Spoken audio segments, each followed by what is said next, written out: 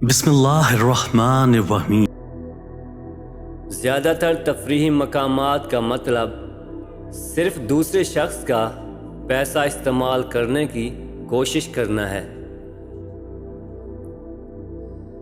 औरत का अंदाज़ा मर्द के यकीन से कहीं ज़्यादा दुरुस्त होता है। जब घास सब्ज होता है तो कोई भी सर्दियों के बारे में नहीं सोचता। एक नरम बिस्तर पर परेशान होने से कीचड़ में चुप रहना बेहतर है। कभी किसी ऐसे मर्द से औरत के लिबास के बारे में अपनी राय ना पूछें जब वो पहनने वाले के साथ बेहद मोहब्बत करता हो। नाराज कप्तान नाखुश टीम बनाता है।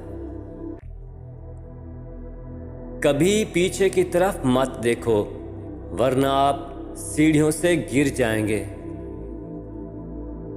बहुत ज़्यादा काम एक आदमी को इतना मौसर तरीके से मार डालता है जितना कि बहुत ज़्यादा पीना।